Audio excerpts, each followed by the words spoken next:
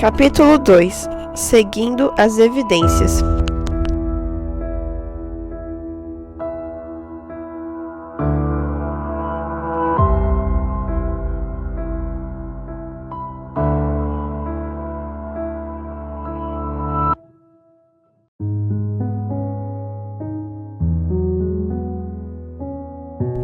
O darwinismo funciona como o mito cosmológico central da cultura moderna, como a peça central de um sistema quase religioso que é conhecido como sendo verdadeiro a priori, em vez de uma hipótese científica que deve ser submetida a rigoroso teste. Philip Johnson. Há mais de um século, a educadora e escritora cristã Ellen White afirmou que é a obra da verdadeira educação preparar os jovens para que sejam pensantes e não meros refletores do pensamento de outrem. Há quem diga que a educação em muitos centros de ensino se limita hoje à transferência de conteúdos do caderno computador do professor para o caderno computador do aluno, sem passar pela cabeça de nenhum deles. Como transformar os alunos em seres pensantes? No desenvolvimento do pensamento crítico, nada melhor do que o ensino do contraditório por meio de comparações. Aliás, a Lei de Diretrizes e Bases da Educação Nacional, LDB, número 9394/96, estabelece que os alunos devem criticar objetivamente as teorias científicas como construtores humanos de representação aproximada da realidade, e que essas teorias estão sujeitas a revisões e até descarte, e que o ensino médio tem entre suas finalidades habilitar o educando a ser capaz de continuar aprendendo a ter autonomia intelectual e pensamento crítico. Quando eu lecionava História no Colégio Adventista de Florianópolis, no fim da década de 90, costumava expor meus alunos ao criacionismo e ao darwinismo da seguinte maneira: dividia o quadro em duas partes e explicava de que forma cada modelo entendia diversos aspectos relacionados à história da vida. Uma vez tornadas claras as semelhanças e os contrastes entre as cosmovisões, eu estimulava meus alunos a tomar a decisão deles baseados em pesquisa e reflexão. A estrutura deste capítulo segue mais ou menos essa lógica que empreguei em meus tempos de professor. Vou apresentar alguns tópicos relacionados com a origem e desenvolvimento da vida. Em seguida, procurarei mostrar evidências científicas relacionadas com cada um e em que medida elas favorecem esse ou aquele modelo. Pela limitação de espaço e por causa do objetivo desta obra de ser uma introdução ao assunto, os tópicos serão tratados de maneira bastante sucinta. Mas quero lembrar que o aprofundamento nessa controvérsia entre darwinismo e criacionismo pode e deve ser feito consultando as obras e sites listados nas referências no fim de cada capítulo. Lembre-se de que, como dizia Sócrates, uma vida sem ponderação não é digna de ser vivida. Portanto, pondere bastante sobre aquilo que você vai ler a seguir. Reflita, analise as informações, siga as evidências aonde quer que elas o levem, e só então tome sua decisão. Visão da natureza e a origem da informação complexa. Evolucionismo sugere acaso, casualidade e afinalismo. A informação complexa surge em algum momento de alguma forma e vai se aprimorando com o tempo. O criacionismo sugere planejamento, desígnio e propósito. A informação complexa depende de uma fonte informante. Segundo o biólogo britânico Richard Dawkins, a mensagem encontrada apenas no núcleo de uma pequena ameba é maior do que os 30 volumes combinados da Enciclopédia Britânica. Ele diz ainda que a ameba inteira possui tanta informação em seu DNA quanto 1000 conjuntos completos da mesma enciclopédia. Apesar disso, Dawkins, Crick e outros cientistas darwinistas insistem que o design observado na natureza é apenas aparente e que os biólogos devem ter sempre isso em mente. Voltarei a discutir esse assunto no capítulo 8. Vamos subir um pouco mais na escada da complexidade e falar da célula. Em artigo publicado no site Ciência Hoje, Jerry Carvalho Borges, da Universidade do Estado de Minas Gerais, afirma que o núcleo da celular é a maior organela das células eucarióticas, ocupando nos mamíferos em média cerca de 10% do volume celular. Apesar de seu tamanho avantajado, ele ainda é envolto em mistério.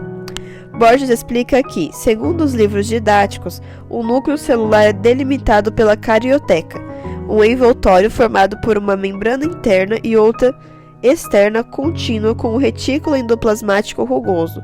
A carioteca também possui uma série de poros nucleares aquosos associados com a permeabilidade seletiva entre o núcleo e o citoplasma, que impede, por exemplo, que o material genético escape para fora do núcleo. Depois de descrever outros componentes complexos da célula, Borges diz que você provavelmente não os conhece e que eles não estão na maioria dos livros didáticos. Entre eles estão as estruturas conhecidas como corpos de Cajal, que são possivelmente locais associados com a maquinaria de transcrição celular através do processamento de diversos tipos de RNA. O parágrafo a seguir é revelador. Apesar de ainda conhecermos pouco sobre a biologia desses compartimentos nucleares, descobertas recentes indicam que o núcleo celular é muito mais complexo do que se pode pensar após um exame superficial.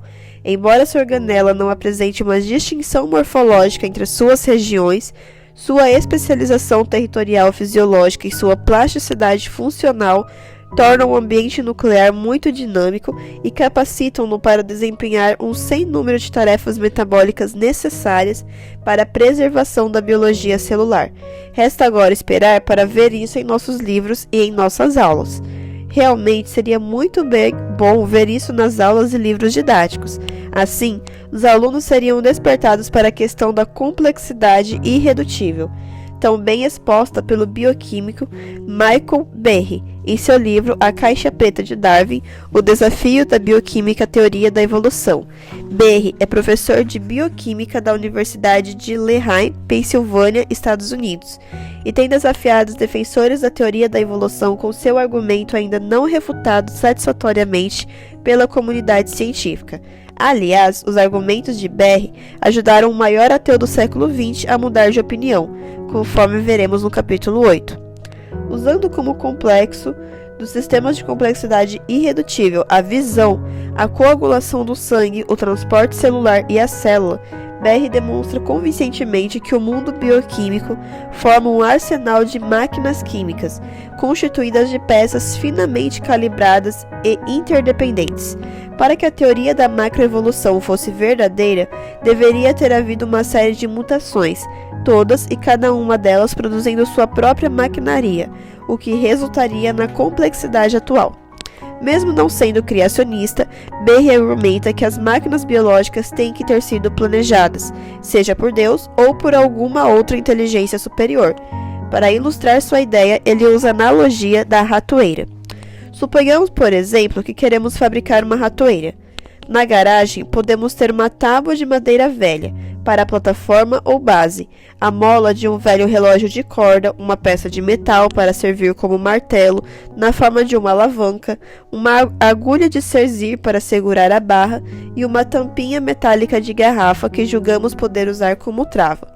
Essas peças, no entanto, não poderiam formar uma ratoeira funcional sem modificações excessivas, e enquanto elas estivessem sendo feitas, as partes não poderiam funcionar como ratoeira. Suas funções anteriores as teriam tornado impróprias para quase qualquer novo papel como parte de um sistema complexo. O autor complica ainda mais as coisas para o darwinismo ao perguntar como se desenvolveu o centro de reação fotossintético. Como começou o transporte intramolecular? De que modo começou a biossíntese do colesterol? Como foi que a retinal passou a fazer parte da visão? De que maneira se desenvolveram as vias de sinalização da fosfoproteína? O simples fato de que nenhum desses problemas jamais foi tratado, para não dizer solucionado, conclui Berry, constitui uma indicação muito forte de que o darwinismo é um marco de referência inadequado para compreendermos a origem de sistemas bioquímicos complexos. Alexander von Steen chama atenção para o fato de que, Até mesmo os organismos mais simples que conhecemos contêm centenas de genes, proteínas e outras biomoléculas complexas e são envolvidos por membranas altamente desenvolvidas. Nelas transcorrem milhares de reações químicas simultâneas e perfeitamente sincronizadas. Cada uma delas contribui com uma pequena peça para formar um quebra-cabeça gigantesco. Uma célula viva é uma obra de engenharia, regularidade e utilidade no mais alto grau de perfeição e complexidade. Quando o livro Origem das Espécies foi publicado no século XIX, os pesquisadores não imaginavam a enorme complexidade dos sistemas bioquímicos. Esse campo foi aberto no século XX, quando Watson e Crick descobriram uma forma de hélice dupla do DNA, revelando os segredos da célula, a então caixa preta. Com isso, os bioquímicos vislumbraram um mundo de cuja complexidade Darwin sequer suspeitava.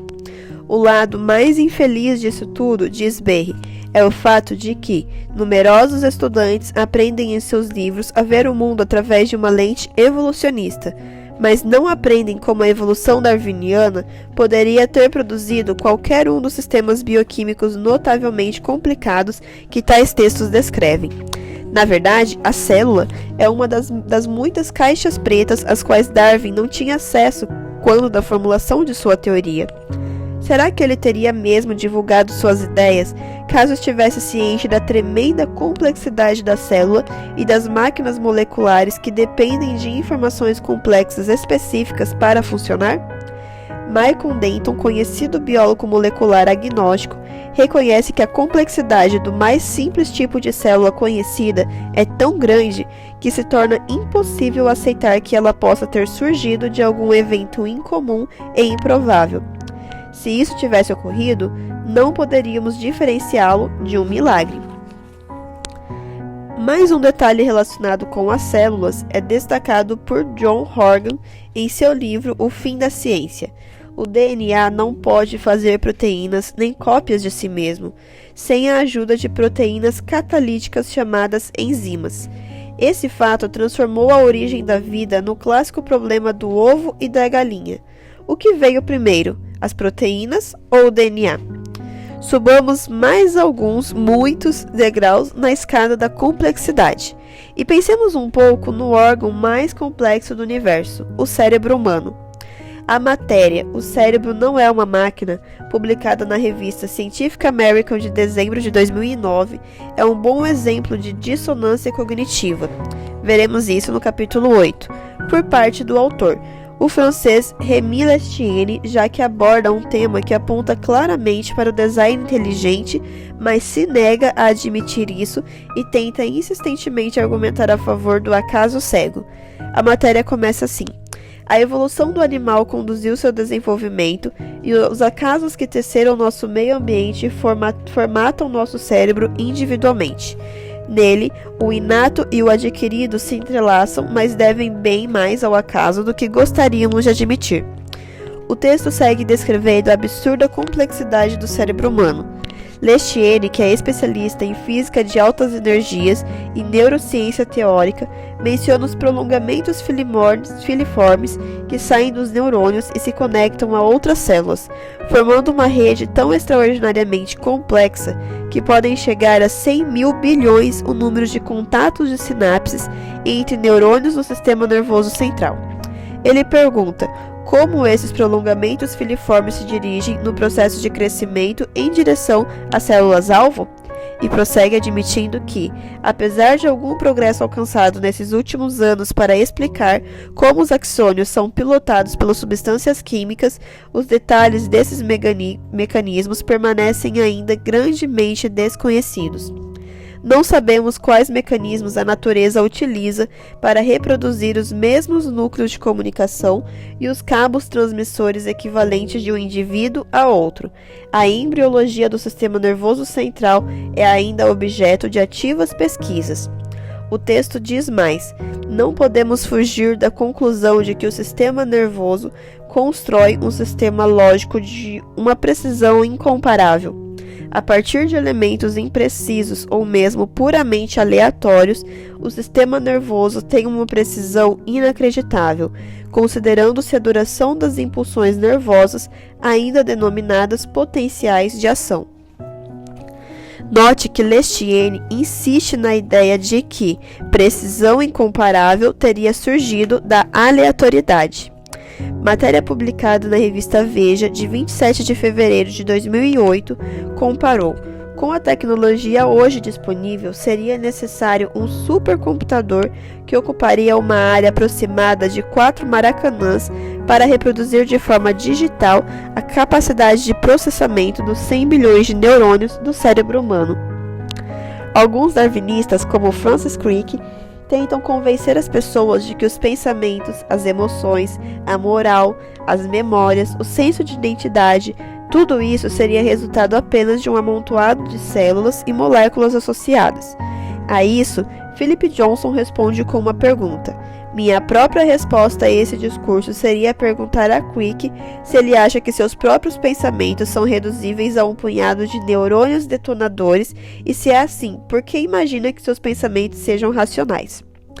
Na tentativa de demonstrar a robustez científica de sua teoria, Darwin desafiou a comunidade científica do seu tempo da seguinte maneira: se se pudesse demonstrar a existência de algum órgão complexo que não pudesse de maneira alguma ser formado através de modificações ligeiras, sucessivas e numerosas, minha teoria ruiria inteiramente por terra.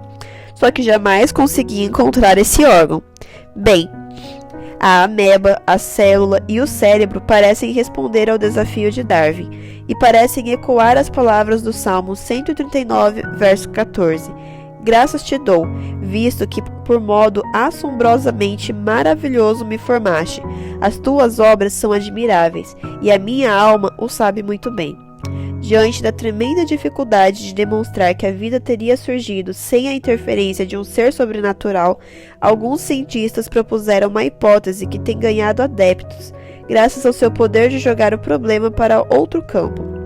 Trata-se da teoria da panspermia cósmica, a ideia de que o aparecimento dos primeiros seres vivos na Terra veio dos cosmozoários, que seriam micro-organismos flutuantes no espaço cósmico. Mas existem provas concretas de que isso jamais poderia ter acontecido. Tais seres seriam destruídos pelos raios cósmicos e ultravioleta que varrem continuamente o espaço sideral. Isso sem contar que, se a radiação cósmica não desse conta do trabalho, o calor da entrada na atmosfera e o impacto do meteorito no qual os micro-organismos estivessem embarcados os teria liquidado antes de terem as chances de evoluir, como se isso também fosse fácil.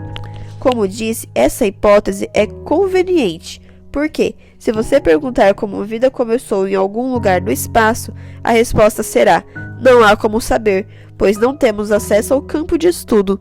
Então tá, né? Origem da vida e mais complexidade. Bom, o evolucionismo fala que surgiu acidentalmente gerada de matéria inerte, aqui ou em algum lugar do espaço. Já o criacionismo fala que foi criada, pois a vida só provém de vida. No livro Evolução, um livro-texto crítico dos biólogos Reinhard Juncker e Siegfried Scherrer, na páginas 135 a 149, há uma análise detalhada do cenário proposto pelos darwinistas para o surgimento da vida a partir da não-vida. Vale a pena ler o livro todo. Segundo os autores, em meados do século XIX, a Academia Francesa de Ciências ofereceu um prêmio para quem resolvesse a questão da origem espontânea da vida por meio de experimentos exatos. Louis Pasteur, com uma série de experimentos brilhantes, acabou ganhando o prêmio. Ele mostrou que os seres vivos, micro-organismos, não podem ter se originado espontaneamente, mas unicamente de outros seres vivos. O experimento de Pasteur era tão irrefutável que os darwinistas tiveram que se sair com esta. Em algum momento do passado remoto, as condições na Terra devem ter sido diferentes, o que tornou possível o surgimento abiótico da vida. Aí foram propostos cenários de uma atmosfera redutora e veio então o experimento de Miller-Urey. com o objetivo de tentar provar que essa atmosfera hipotética geologicamente não confirmada seria capaz de originar vida. Lembre-se de que todo esse esforço naturalista era para manter Deus fora de cena. Nenhum pesquisador honesto leva esse experimento a sério hoje em dia, mas, apesar disso, esse experimento ainda aparece nos melhores livros didáticos de biologia do ensino médio para explicar a evolução química da vida. Mas não explica, e é por isso que a ideia da panspermia cósmica parece simpática para alguns. Para Philip Johnson, a dificuldade básica em explicar como a vida poderia ter começado na Terra ou fora dela é que todos os organismos vivos são extremamente complexos e a seleção natural não pode realizar a formação, nem mesmo teoricamente, até que os organismos já existam e sejam capazes de reproduzir sua espécie. Diz ele, um darwinista pode imaginar que um roedor mutante pode aparecer com uma membrana entre seus dedos e por isso ganhar alguma vantagem na luta pela sobrevivência, com o resultado que a nova característica se espalhará pela população a fim de aguardar a chegada de mais mutações, o que terminará finalmente em voo com asas. O problema é que o cenário depende de o roedor ter descendência que herda a característica mutante e elementos químicos não produzem a descendência. O desafio da evolução química é o de achar uma maneira de obter a combinação química a ponto de a reprodução e a seleção poderem começar. Além do problema da complexidade informacional e da dificuldade de se propor um cenário em que a vida simplesmente surja de matéria inorgânica, existe outra dificuldade: a misteriosa organização dos constituintes da vida. Em 2008, entrevistei o químico Dr. Marcus Eberlin, que desenvolve pesquisa interessante sobre homoquiralidade.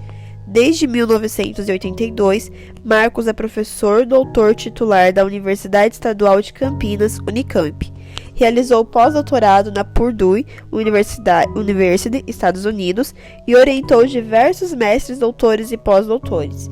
Entre as pesquisas realizadas por seu grupo, destacam-se os estudos de reatividade de íons na fase gasosa, que levaram à descoberta de vários novos íons e novas reações com diferentes aplicações analíticas e sintéticas. Uma dessas reações hoje leva seu nome, reação de Eberlin. Presidente da Sociedade Internacional de Espectromia de Massas, IMSS na sigla em inglês, e membro da Academia Brasileira de Ciências, o Dr. Eberlin é comendador da Ordem Nacional do Mérito Científico e autor de mais de 300 artigos científicos com mais de 3.000 citações. Leia aqui trechos da entrevista que foi publicada na edição de março de 2008 da revista Adventista. O senhor e sua equipe do Laboratório Thomson do Instituto de Química da Unicamp têm se destacado por suas pesquisas sobre homoquiralidade. De que se trata isso? A resposta do Dr. Marcos: algumas moléculas, como os aminoácidos e os açúcares, que são constituintes básicos de todos os seres vivos, podem se apresentar na forma de isômeros chamados de isômeros óticos ou enantiômeros. Esses isômeros diferem apenas pelo posicionamento de seus átomos em um espaço tridimensional, um Deus trino e um espaço tridimensional. Em um desses isômeros, por exemplo, um átomo X está à direita e outro átomo Y à esquerda. No outro isômero, as posições estão trocadas, invertidas. Essas moléculas são quase idênticas e, pela lei das probabilidades em um sistema não controlado, teriam a mesma chance de se formar em uma reação química. Mas, por decisão do Criador, que em nós quis adicionar uma assinatura química que autenticaria sua obra, todos os aminoácidos do corpo humano são de um único tipo, do tipo L, levógero, sem exceção e 100% puros. E para confundir ainda mais os sábios deste mundo, todos os açúcares também são de um único tipo, sem exceção, mas do tipo oposto, ou seja, D, destrógeno. Somos, portanto, seres únicos, enantiomericamente puros, homoquirais, escolhidos pelo nosso Criador a dedo, entre alternativas muito mais prováveis, mas menos interessantes, para assim sermos. entre a possibilidade maior, a possibilidade caótica de sermos metade L e metade D, racêmicos, ou entre as quatro improváveis, LL, DD, LD ou DL, ele escolheu que seríamos todos LD, e 100%, pelo poder de sua palavra, um enigma e tanto que estonteia os naturalistas e que cala os céticos. Por que o Senhor vê especialmente nas moléculas quirais as digitais do Criador? A resposta do doutor. Em todas as moléculas vemos a mão e a mente de nosso Criador, mas as moléculas quirais são especiais, pois o acaso, o tempo, o caos, os deuses naturalistas nenhuma possibilidade teriam de criar seres 100% puros, homo quirais, especificamente seres exclusivamente LD. Os seres criados pelos deuses naturalistas seriam no máximo racêmicos, misturas 1 para 1 de L e D, ou talvez um pouquinho mais para L ou mais para D, ou misturas de LD e LL, mas 100% LD para todos os aminoácidos e açúcares? Por isso, sabemos que não há no céu e na terra Deus como o Senhor. Quando Charles Darwin elaborou e publicou sua teoria, a bioquímica ainda ensaiava seus primeiros passos, já que a descoberta da primeira enzima ocorreu em 1833. De lá para cá, tanto a bioquímica quanto a biologia molecular se desenvolveram muito e foram feitas descobertas que mostraram que a vida é muito mais complexa do que Darwin poderia sequer supor. Em sua opinião, por que, a despeito disso, a ideia da origem espontânea da vida ainda persiste? A resposta do doutor. Na época de Darwin, o equipamento científico mais utilizado era a cadeira de balanço, onde Darwin e outros pensadores e filosóficos elaboraram as teorias naturalistas sobre a origem da vida. Porém, o trabalho árduo e sério de muitos cientistas utilizando métodos modernos, equipamentos científicos cada vez mais poderosos, desvendou uma vida muitíssimas e muitíssimas vezes mais complexa, organizada, sincronizada e elaborada do que os vai-vens das cadeiras de balanço ou as viagens de barco poderiam revelar. Mas a evolução foi contada com tanto entusiasmo por mais de 150 anos, foi pregada com tanto fervor, foi catequizada com tanta veemência, está estampada e detalhada em tantos livros científicos, com tanta pompa, deu tantos prêmios a tantos, serviu de alívio a tantos que tentam escapar da iminência de um encontro face a face com Deus, foi apregoada por céus e mares como cientificamente provada em todos os seus aspectos, foi apresentada como a verdade mais cristalina frente à ignorância dos religiosos, foi adotada como o evangelho mor dos naturalistas, está permeada em tantos conceitos e projetos científicos que seria uma catástrofe sem precedência na história científica admitir sua falha, sua total inconsistência frente à química e à bioquímica modernas. Mas, quando a caixa preta de Darwin foi aberta, quando foram desvendados os segredos da máquina mais complexa e espetacular deste planeta, a célula, a verdade foi, pouco a pouco, sendo revelada. Deus deu corda, mas hoje ele está dirigindo o processo de desmontagem do castelo naturalista, imenso, gigante, monstruoso, mas que precisa e vai cair. Adeus, poça morna. Por mais que se pense, graças à propaganda darwinista, que a origem da vida é um assunto resolvido, quem conhece o assunto sabe que não é bem assim. Veja esta notícia publicada no site da BBC Brasil. Cientistas disseram ter encontrado evidências que indicam ser improvável que a vida teria começado numa poça morna, como tinha sugerido o pai da teoria da evolução, Charles Darwin. Testes realizados em poças vulcânicas por uma equipe da Universidade da Califórnia sugeriram que estas não davam condições para permitir o surgimento de formas de vida. O chefe da equipe, professor emérito de Química, David Demer, disse: já faz 140 anos desde que Darwin sugeriu que a vida pode ter começado em uma poça morna. Estamos testando a ideia dele em pequenas poços em regiões vulcânicas, em Kamchatka, na Rússia, e Monte Lassen, na Califórnia. Os resultados são surpreendentes e, de certa forma, desapontadores. Parece que as águas ácidas quentes da lama não fornecem as condições adequadas para que componentes químicos se transformem em organismos pioneiros. A questão é mais complicada do que simplesmente obter moléculas precursoras da vida. O problema é que informação codificada não pode se originar por acaso. Sua existência é um forte indício de planejamento inteligente e de teleologia, direcionamento para uma finalidade da vida. Frank Salisbury calculou a probabilidade do surgimento de uma molécula de DNA no universo, durante o período de 4 bilhões de anos. Sabe qual foi o resultado publicado na revista Nature? 10 elevado a menos 585, ou seja, o número 1 antecedido de uma vírgula e 585 zeros. Dito de maneira clara, uma probabilidade matemática tão extremamente pequena corresponde, na prática, à impossibilidade. Seria como admitir que um macaco digitando ao acaso no teclado de um computador pudesse reproduzir a obra completa de Balzac e Victor Hugo. Os autores do livro Em Busca das Origens concluem: levanta-se às vezes a objeção de que semelhantes cálculos não têm significado algum, já que é óbvio que existe vida. Porém, ainda assim, destaquemos o defeito do raciocínio. A vida existe e é quase inexplicável se for posta de lado a ideia de sua origem sobrenatural. É a isso que esses cálculos nos levam. Assim, finalmente, quem nega a possibilidade de uma origem sobrenatural ante tais cálculos deveria reconhecer que a tese evolucionista nem conta com o apoio dos dados científicos.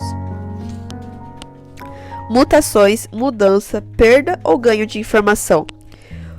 O evolucionismo diz que eventualmente benéficas, originando novas características que podem ser selecionadas, e de acordo com o criacionismo, elas são geralmente maléficas, deletérias, não dando origem a novos órgãos funcionais. Para o darwinismo, mutações e seleção natural são como molas mestras da evolução.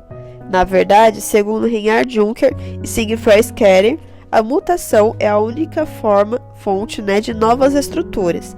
Através da recombinação se combina, na verdade, de maneira nova, aquilo que já existe, não surgindo daí nem novos genes, nem novos alelos. Através da seleção, é feita uma escolha da variedade existente e, através da transferência gênica, se transfere para uma espécie material hereditário existente de um organismo de outra espécie. Da mesma forma, tanto a segregação gênica quanto os processos de isolamento não provocam por si sós o surgimento de novas estruturas ou novos genes.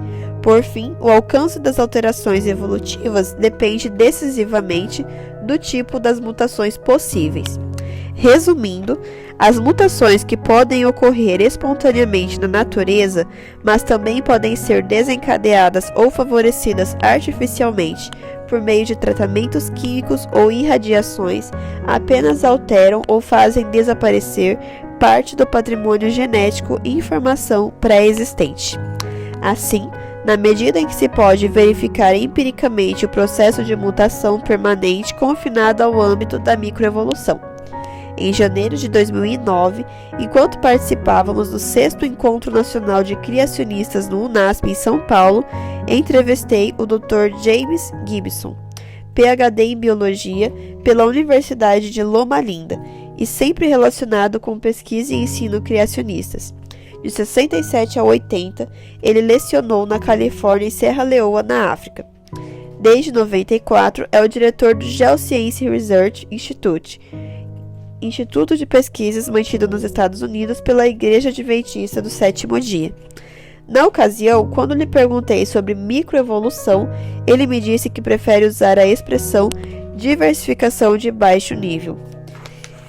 E explicou: algumas espécies isoladas podem variar e se tornar novas espécies. Isso é aceito pelos criacionistas, mas a seleção natural não explica como uma célula pode se tornar um organismo com várias células coordenadas. Também não explica como se pode ir da reprodução assexuada para a sexuada. Seleção natural pode explicar a variação, mas não explica como um novo órgão e um novo plano corporal podem surgir. Usando uma comparação, a seleção natural pode explicar como se regula um motor, mas não como se faz um motor. Depois perguntei sobre mutações e ele respondeu que mutação é perda de informação e não ganho. Além disso, mutações são capazes de favorecer um ser vivo são bastante raras. Mutações que pudessem dar origem a novas informações demandariam mais tempo do que o estimado para a formação de todo o universo. É isso mesmo que você leu, nem mesmo em mais de 10 bilhões de anos, uma sucessão de mutações bem-sucedidas poderia dar origem a um organismo complexo. Prova disso foi o debate entre matemáticos e cientistas darwinistas no Wistar Institute, na Filadélfia. Na ocasião, o matemático Ulam argumentou que era altamente improvável que um olho pudesse ter evoluído por meio da acumulação de pequenas mutações, porque o número de mutações teria que ser muito grande e o tempo disponível não era suficientemente longo para que surgissem. Os darwinistas rebateram dizendo que, afinal de contas, o olho havia evoluído e, por isso, as dificuldades matemáticas seriam apenas aparentes. O darwinismo para eles não era uma teoria passível de refutação, mas um fato a ser explicado, pelo menos até que os matemáticos pudessem elaborar uma alternativa aceitável. Ou seja, a evolução é um fato, o olho está aqui, então, independentemente do que digam os matemáticos, o olho evoluiu. Ponto final. Isso me lembra um debate entre Quentin Smith da Western Michigan University e o teólogo e filósofo William Lane Craig. Confrontado pelos argumentos de Craig, Quentin se saiu com esta: o universo surgiu do nada, pelo nada e para nada. Ponto final. Com respeito às mutações, Philip Johnson compara: mutações são consideradas originárias de erros aleatórios na cópia de comandos do código genético do DNA. Supor que tal evento aleatório pudesse reconstruir até mesmo um único órgão com complexo, como o fígado ou o rim, é tão aceitável quanto supor que um relógio melhorado pudesse ter sido criado se lançando um velho relógio contra uma parede. As conhecidas experiências de mutações induzidas nas moscas das frutas Drosophila ilustram bem o que estamos estudando.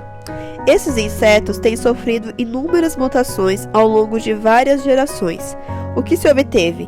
Moscas com asas recurvadas, com asas partidas, com 4 asas, ou seja, as mutações tornaram esses insetos incapazes de voar. Qual a vantagem evolutiva disso? Alguns casos de mutações em outros seres vivos incluem mutantes albinos, pernas curtas em ovelhas, pelo malhado no hamster dourado, mudança de cor nos periquitos australianos, resistência de insetos ao DDT, perda de partes externas dos olhos em peixes da espécie, resistência a antibióticos nas bactérias, anemia falciforme em humanos, daltonismo, anomalia no número de dedos e etc. Conclusão: quando não são deletérias, perda de informação genética, as mutações apenas promovem alterações de estrutura já existentes. Um penúltimo exemplo das dificuldades existentes em se usar o argumento da mutação para defender a evolução ou aumento de complexidade. No dia 19 de outubro de 2008, no programa de TV Fantástico, o Dr. Drauzio Varela abordou o tema atração sexual e gravidez.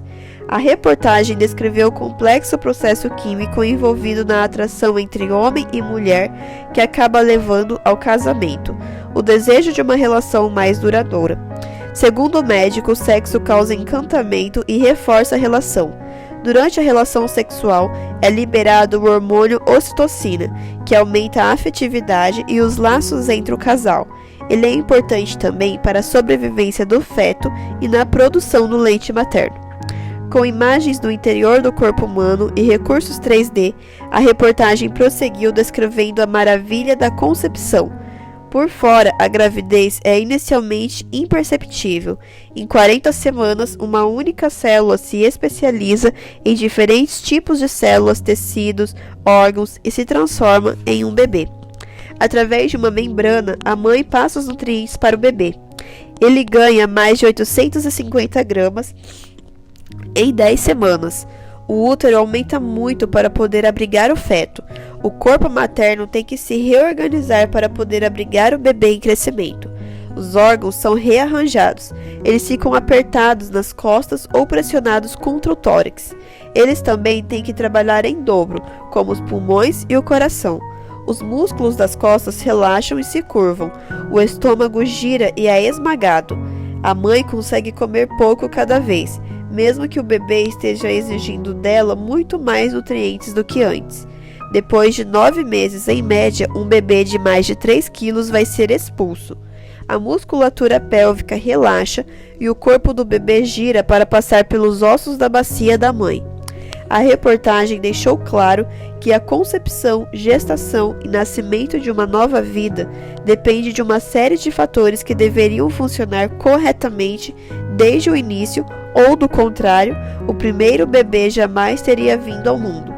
É um processo que precisou ser inteligentemente planejado para funcionar corretamente já na primeira vez, e não poderia ser fruto de mutações aleatoriamente selecionadas. A própria evolução da sexualidade é um mistério. No livro Crer para Ver, Ken Taylor escreveu: parece ser muito mais fácil se acreditar em um Deus que criou homem e mulher do que em uma mutação simultânea que produziu um macho e uma fêmea humanos em uma mesma geração em um mesmo local. Note, já é difícil explicar o surgimento simultâneo de sexos diferentes e totalmente compatíveis. Agora imagine explicar pela ótica darwinista a origem casual e por etapas sucessivas do complexo processo da concepção e da gravidez. E o Dr. Drauzio é darwinista e ateu. Outros tipos de mutações chamam a atenção pela improbabilidade de terem ocorrido e pelo fato de que, antes de elas darem origem à função, o organismo não poderia ter sobrevivido. Vamos ao nosso último exemplo. Na matéria Genética não é destino, a revista Veja, de 22 de abril de 2009, aponta outra maravilha relacionada à reprodução. Embora bastante investigados, os mecanismos que levam à concepção de um ser humano ainda guardam mistérios para a ciência. Durante os 9 meses de gestação, o zigoto, célula única que resulta da fecundação do óvulo pelo espermatozoide, divide-se paulatinamente até se transformar nos 100 trilhões de células que formam os 220 tipos de tecidos do corpo humano. O que ainda intriga os cientistas é como essa divisão se dá de modo tão organizado que o resultado é um bebê com 2 olhos, 2 ouvidos, 2 braços, 2 pernas. Tudo sempre no mesmo lugar e distribuído de forma simétrica, o que impede que o zigoto produza aleatoriamente um ser com pés nos ombros e nariz no umbigo. Essa é uma das questões centrais da embriologia, ramo científico que estuda o desenvolvimento fetal. Uma das descobertas recentes relacionadas a esse assunto foi a do gene controlador homeobox, que age acionando outros genes e garantindo seu correto funcionamento, produzindo órgãos diferenciados a partir das células iniciais iguais. O texto diz que esses genes mantiveram-se praticamente intactos durante a evolução, e que são eles que ensinam aos outros genes o caminho a seguir para dar continuidade às espécies e não deixam a receita da vida perder o caminho. A pergunta é: como o homeobox surgiu? E até que essa mutação ocorresse, não deveria ter ficado um rastro de anomalias no registro fóssil? Ao invés disso, o que se percebe é a simetria, de alto a baixo da coluna geológica.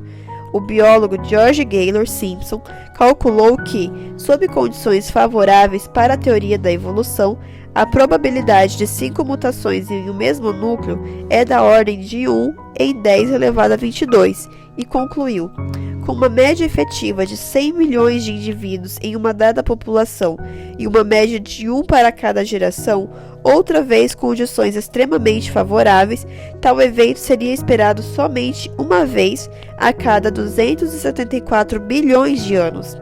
A menos que exista algum fator aumentando tremendamente a chance de mutações simultâneas, tal processo jamais ocorreu na natureza. Portanto, mutações definitivamente não resolvem o problema da evolução. Por que a mãe não rejeita o feto? Algumas linhas atrás, o Dr. Drauzio nos ajudou a pensar na complexidade envolvida na concepção, gestação e nascimento de uma nova vida.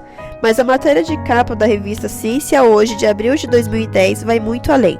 Assinado por Priscila Viana e José Arthur Bogo Chias, do Laboratório de Imunogenética da Universidade Federal do Rio Grande do Sul, o artigo explica os mecanismos biológicos que impedem que o feto seja identificado pelo organismo da mãe como um corpo estranho e acabe sendo rejeitado.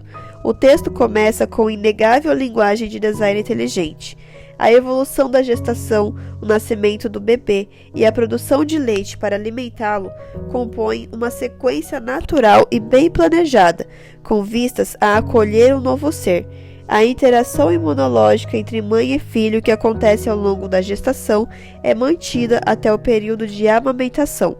O aleitamento transfere anticorpos da mãe para o filho e esses anticorpos permitiram à criança reconhecer agentes causadores de doenças, protegendo-a durante seu desenvolvimento.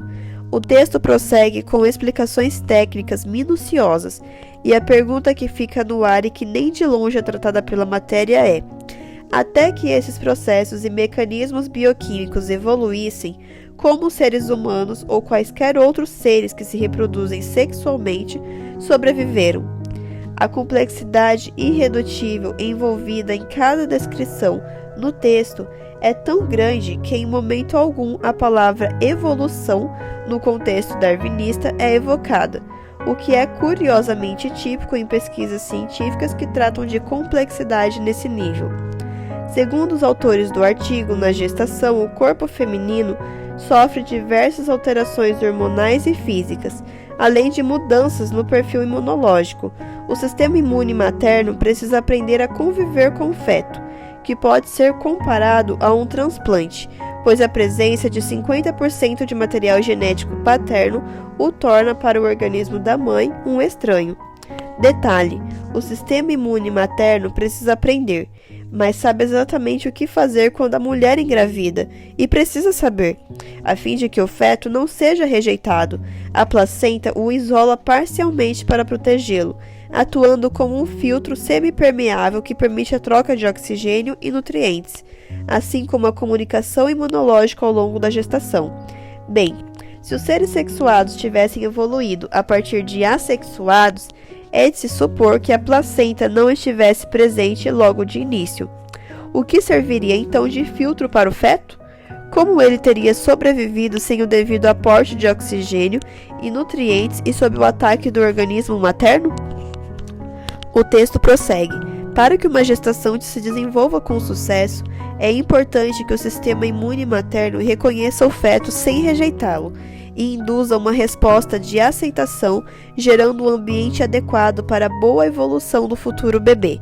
A relação harmoniosa entre mãe e filho envolve a interação de aspectos da imunologia celular e humoral, por meio de citocinas, células que auxiliam na comunicação entre as células entre um organismo, e anticorpos e de outros componentes. Vários mecanismos protetores regulam a resposta imune materna ao feto e garantem sua aceitação, entre eles a presença da placenta, tecido de origem embrionária que isola física e imunologicamente o feto da mãe. A presença de uma resposta do tipo TH2, célula auxiliar na mãe, que evita um ataque do sistema de defesa ao feto. O interessante é que não há ligação direta entre vasos sanguíneos maternos e fetais, o que isola o feto, protegendo de um possível ataque do sistema imunológico materno. Para que a aceitação do feto ocorra, o corpo da mulher apresenta alterações imunológicas ao longo da gestação, mudanças no padrão de produção e liberação de citocinas, inibição localizada da proliferação de certas células do sistema imune, as que atacam corpos estranhos, ou indução da expressão de certas moléculas protetoras na superfície das células. Tudo de forma organizada e no tempo certo. Conforme o artigo, é necessária uma delicada regulação de todo esse equilíbrio na produção de citocinas e na inibição de respostas celulares ao longo da gestação. Momentos distintos do tempo gestacional exigem perfis diferentes de equilíbrio entre esses vários fatores. O atraso na ativação ou inibição de qualquer uma dessas vias pode resultar em complicações da gestação ou mesmo em aborto. Resumindo, além dos mecanismos certos especificamente desenhados para funcionar corretamente desde a primeira vez, há também o fator tempo, ou seja, esses mecanismos tinham e têm que funcionar no momento exato em que eram e são necessários. O feto também participa nesse processo todo, sendo estabelecida uma verdadeira conversa química entre ele e a mãe. Se eventualmente alguma célula de defesa da mulher ultrapassar a barreira placentária, o sistema imune do feto será capaz de evitar o ataque. Isso é feito por meio das células reguladoras fetais que reagem à presença das células da mãe, liberando citocinas que podem controlar ou inativar respostas danosas contra as células maternas, induzindo o estado de tolerância, explicam os autores. Mais interessante ainda, essas células do feto podem permanecer em circulação por até 17 anos após o nascimento, como memória imunológica, sendo capazes de reconhecer as células maternas. O estudo inovador mostrou como a mãe e feto mantêm um contato muito mais íntimo do que se imaginava anteriormente, e mostrou também que o sistema imunológico do feto já é bastante ativo antes do nascimento. Eu já sabia que nunca conseguiria ser tão íntimo de meus filhos quanto minha esposa. Agora estou ainda mais conformado. O artigo conclui falando do perigo da pré-eclâmpsia, aumento da pressão sanguínea que coloca em risco tanto o feto quanto a mãe na primeira gestação.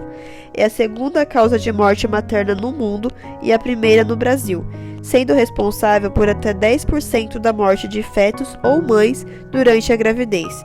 Essa doença surge quando o organismo da mãe não consegue se modificar para aceitar o feto e aumenta a pressão sanguínea para eliminar o corpo estranho. Voltamos à pergunta que não quer calar. E antes que o complexo mecanismo da gestação evoluísse, como se dava essa modificação dirigida e interrelacionada dos sistemas imunes da mãe e do feto, capaz de evitar a pré-eclâmpsia e outros problemas fatais?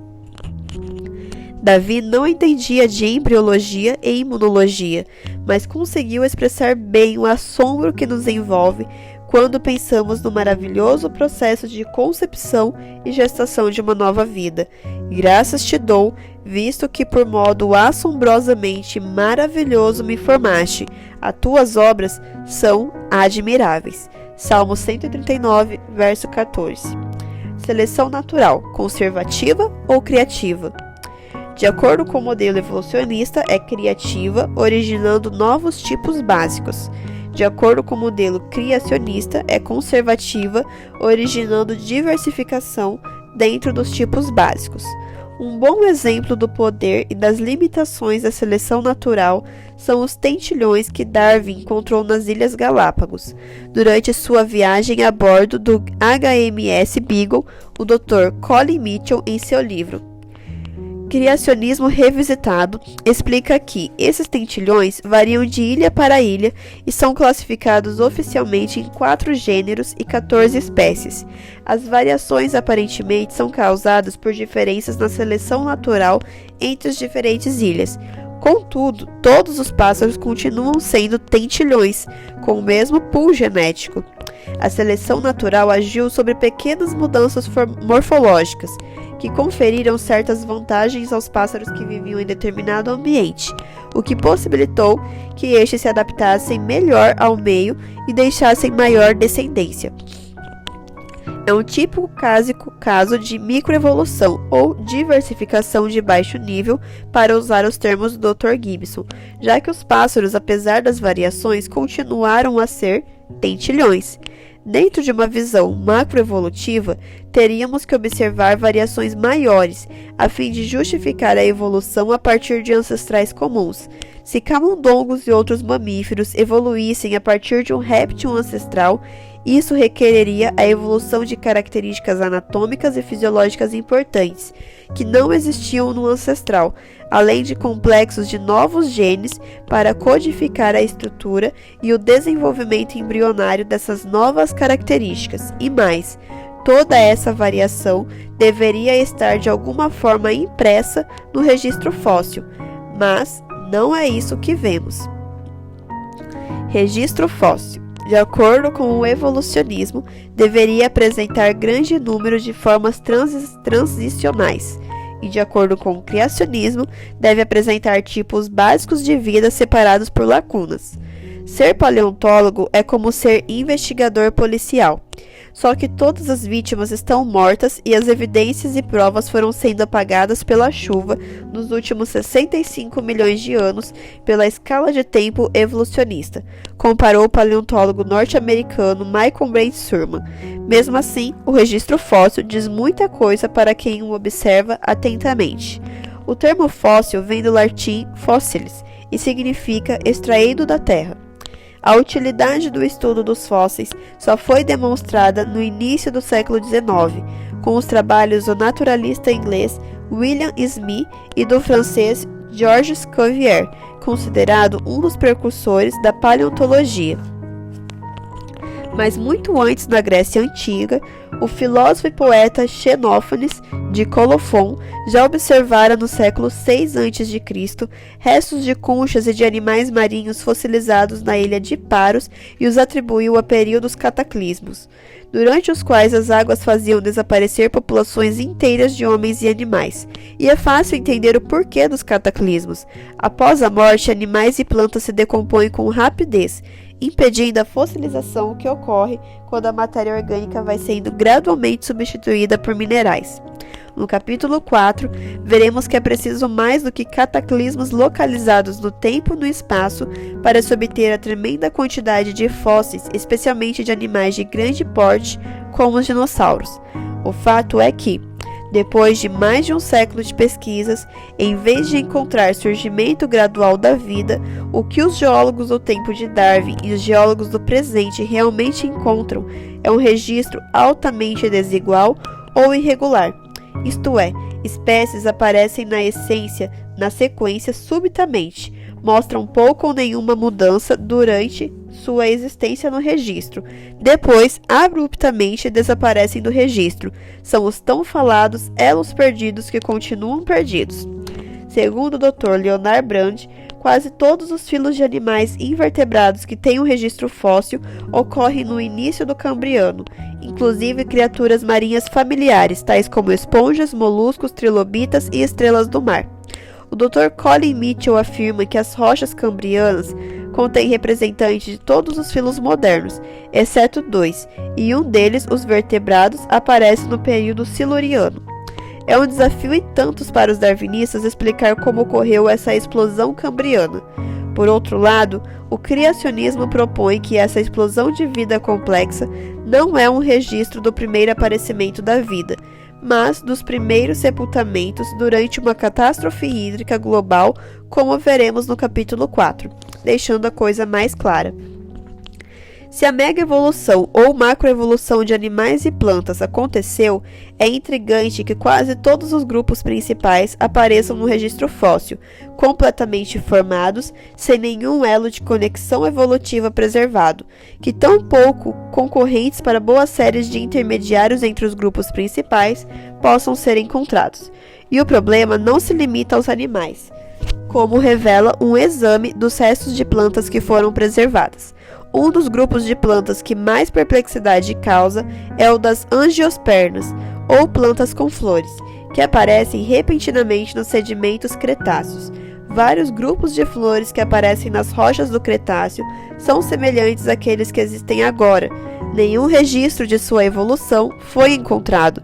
Para evolucionistas, os fósseis, evidências da vida do passado, constituem a corte da apelação definitiva, porque o registro fóssil é a única história autêntica da história da vida disponível para a investigação científica. Se essa história fóssil não se harmoniza com o evolucionismo, e vimos que não se harmoniza, o que ela revela então?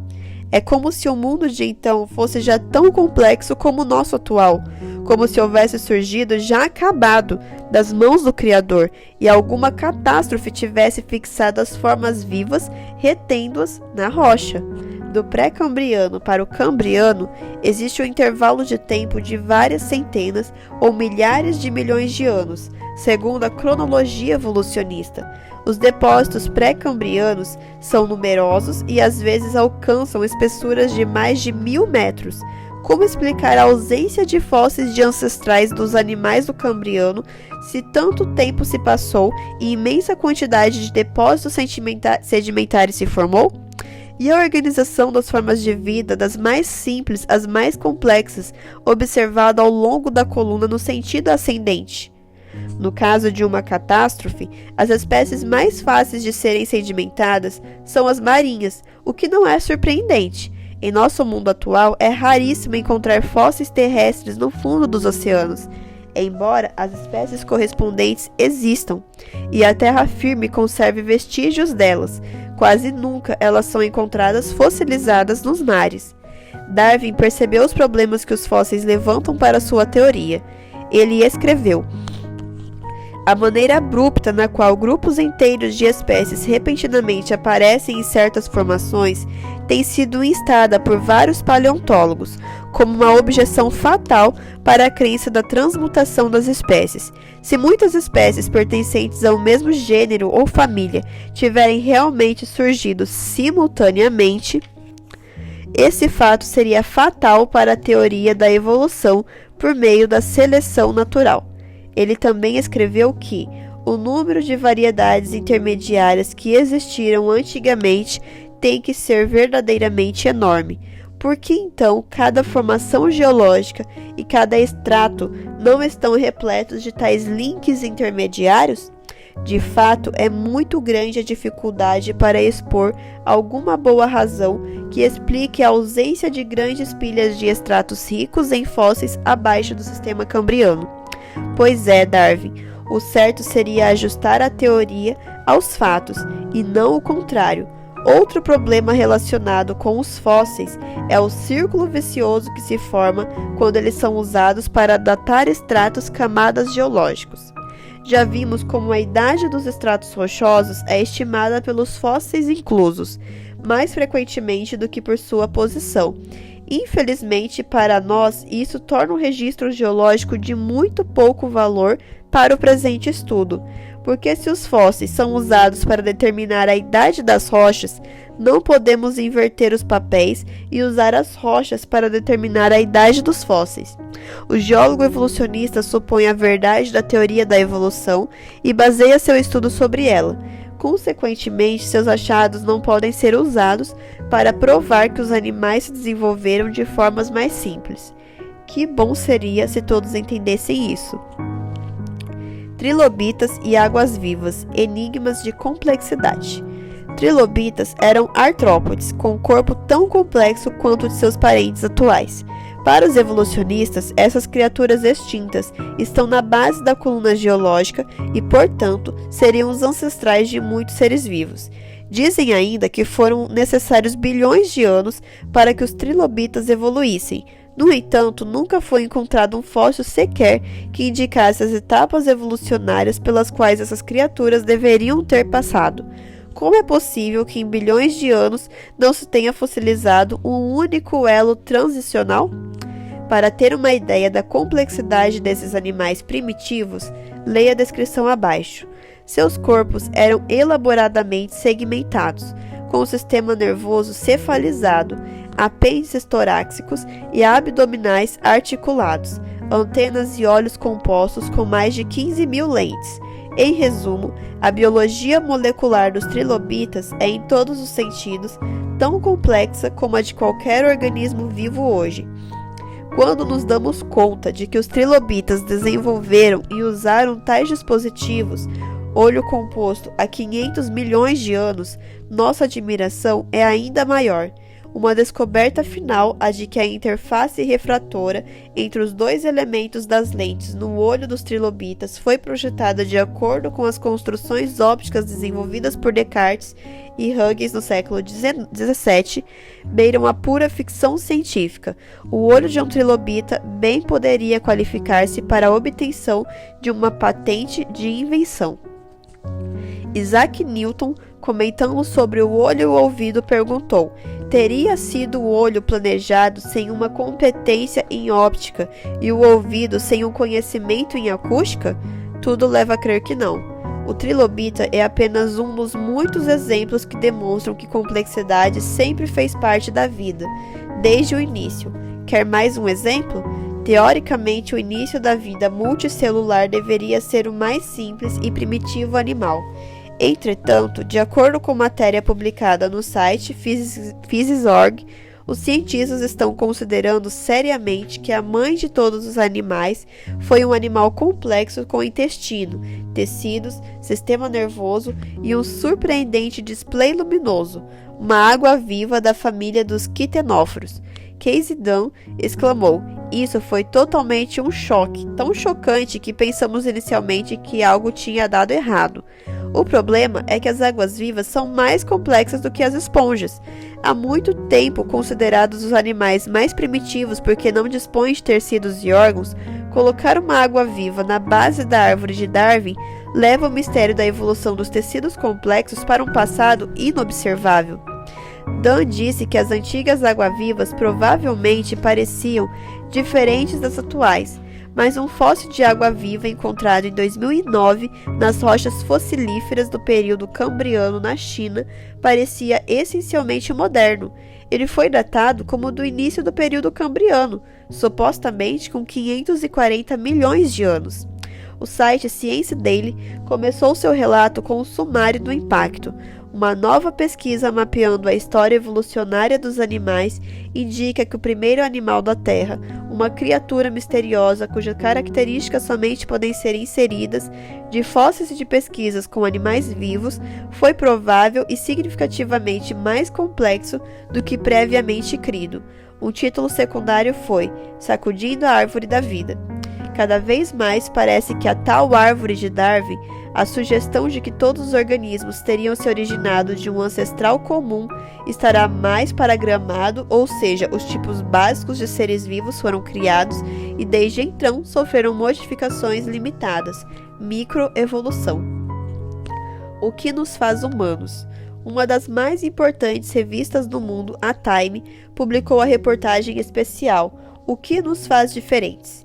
De Michael Lemonick e Andrea Dorfman, o subtítulo "Não muito quando você olha o nosso DNA, mas aquelas poucas pequeníssimas mudanças fizeram toda a diferença."